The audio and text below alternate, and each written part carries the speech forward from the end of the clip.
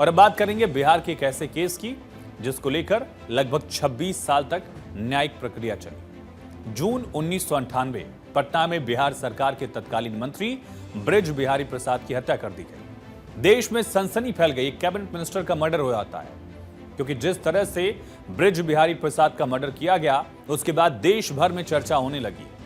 और अब 98 से लेकर अब 2024 में इस मामले में सुप्रीम कोर्ट ने अपना फैसला सुनाया है। देश की सबसे बड़ी अदालत ने 2 लोगों को दोषी करार दिया है, बाकी को बरी कर दिया गया। विजय शुक्ला और मुन्ना शुक्ला दोषी करार दिए गए। मुन्ना शुक्ला के साथ मंटू तिवारी भी दोषी करार दिया गया है। कोर्ट ने दोनों को आजीवन कारावास की सजा तय की है। पूर्व सांसद सूरजभान सिंह समेत 6 आरोपियों को सुप्रीम कोर्ट ने बरी कर दिया है। और सुप्रीम कोर्ट के फैसले पर बृज बिहारी प्रसाद की पत्नी पूर्व सांसद रमा देवी ने कोर्ट का आभार जाहिर किया। कहा 26 साल बाद इंसाफ मिल पाया है। उन लोगों को जो भी बचा है आज न कल वो फंदे में पड़ेगा, काहे कि केस तो बहुत सारे हैं। उतर न्याय देने के लिए हमारे गृह मंत्री अमित शाह जी, हमारे प्रधानमंत्री नरेंद्र मोदी जी से भी मिलकर कहे थे, उनसे भी मिलकर कहे थे कि हमको आप ही की सरकार में न्याय मिल पाएगी, आप हमको न्याय दिलवाइए। आज रमा देवी ऐसा आदमी जो केस की है, एक महिला होकर उन्होंने बहुत अंदर से ताकत हमको देने का काम किए न्याय देकर, हम उनको धन्यवाद देते हैं। तो सुप्रीम कोर्ट में justice Sanjiv Khanna, justice Sanjay Kumar, justice R Mahadevan की बेंच ने फैसला सुनाया। कहा दोनों दोषी जो हैं 15 दिन के अंदर सरेंडर करें। हालांकि 2014 में, आज से 10 साल पहले, इसी केस में पटना हाईकोर्ट ने सबूतों के अभाव में मुन्ना शुक्ला, सूरजभान सिंह, राजन तिवारी सभी 8 आरोपियों को बरी कर दिया था। अब इनमें से 2 को सजा सुनाई गई है, बाकी बरी किए गए हैं। पटना हाईकोर्ट के इस फैसले को बृज बिहारी प्रसाद की पत्नी रमा देवी और सीबीआई ने सुप्रीम कोर्ट में चैलेंज किया।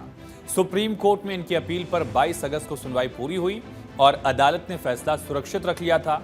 अब फैसला आज सुनाया गया है। बृज बिहारी प्रसाद की हत्या जब हुई थी उस वक्त पटना समेत देश भर में सनसनी फैल गई थी। कैसे हुआ था बृज बिहारी प्रसाद का कत्ल, मर्डर, ये भी आपको बताते हैं। पटना में IGIMS कैंपस में टहल रहे थे, इलाज के लिए भर्ती थे। 13 जून 1998 को अस्पताल के लॉन में टहलते वक्त एक कार बृज बिहारी प्रसाद के पास आकर रुक गई। कार से मोस्ट वांटेड श्री प्रकाश शुक्ला गाड़ी से उतरा। पूर्वांचल में बहुत बड़ा नाम था इस अपराधी का। यूपी का डॉन था श्री प्रकाश शुक्ला। AK-47 से गोलियां बरसा दी शुक्ला। बृज बिहारी प्रसाद की मौत मौके पर ही हो गई। पहले मामले की जांच बिहार पुलिस ने की, लेकिन इंटरस्टेट और हाई प्रोफाइल केस होने की वजह से जांच सीबीआई को दे दी गई। 26 साल तक केस चलता रहा। लोअर कोर्ट से लेकर हाई कोर्ट और सुप्रीम कोर्ट में सुनवाई हुई। 98 में बृज बिहारी प्रसाद की हत्या हुई थी। केस में विजय शुक्ला, सूरजभान, राजन तिवारी समेत 8 लोग आरोपी बनाए गए थे। सीबीआई ने जांच की। शुरुआती जांच के बाद ही सीबीआई ने जो चार्जशीट दाखिल की थी उसमें से वर्चस्व की वजह से हत्या बताया गया था। कैसे, ये समझिए। Lower court, Patna high court, अलग अलग अदालतों में पूरा मामला चला। लोअर कोर्ट 2009 में फैसला सुनाता है। 8 लोगों को लोअर कोर्ट ने दोषी माना सन 2009 में। फिर मामले को चैलेंज किया गया पटना हाई कोर्ट में। पटना हाई कोर्ट वाला केस जो आप देख रहे हैं ये 2014 का मामला है। 2014 में पटना हाई कोर्ट ने सभी आरोपियों को सबूतों के अभाव में बरी कर दिया था। और अब सुप्रीम कोर्ट ने पटना हाई कोर्ट के फैसले के 10 साल बाद जो हाई कोर्ट का फैसला था उसे चैलेंज किया गया था पीड़ित परिवार द्वारा, सीबीआई द्वारा। अब इस मामले में 2 आरोपियों को दोषी माना गया है, बाकी 6 आरोपियों को बरी कर दिया गया है। ये पूरा मामला लगातार अदालत में 26 साल तक चलता रहा है। बृज बिहारी का जब मर्डर हुआ उस वक्त बिहार में लालू प्रसाद यादव मुख्यमंत्री थे, आरजेडी की सरकार थी। और हत्या के बाद लालू की पार्टी की स्थिति बृज बिहारी वाले इलाके में काफी खराब होती चली गई। और अब जब फैसला आया है तब माना जा रहा है कि लालू प्रसाद की पार्टी को टेंशन मिलने वाली है या उनकी टेंशन बढ़ने वाली है। वो भी तब जब अगले साल बिहार में विधानसभा चुनाव है। कैसे, ये भी समझते हैं। दरअसल बृज बिहारी की हत्या के वक्त ये पूरा मामला समझिए। बृज बिहारी का चंपारण में प्रभाव काफी था, बड़े नेता थे ये लालू प्रसाद यादव के लिए। और सुप्रीम कोर्ट ने मुन्ना शुक्ला को अब दोषी ठहराया है। भले इस दोनों इंसिडेंट्स में 26 साल का फर्क आप देख रहे हैं, लेकिन 1995 में लालू की पार्टी ने 20 में से 12 सीटें जीती थी चंपारण और आसपास की। अब मुन्ना शुक्ला फिलहाल आरजेडी में है। इसकी वजह से वो जेल जाते हैं, जेल जाना ही है उनको।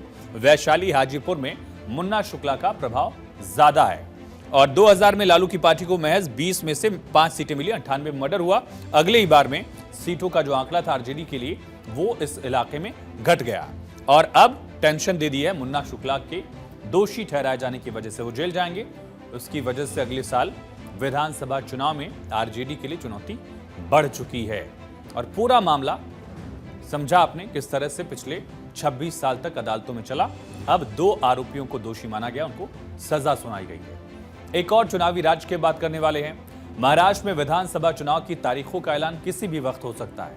संभावना यह भी है कि 10 अक्टूबर को केंद्रीय चुनाव आयोग नई दिल्ली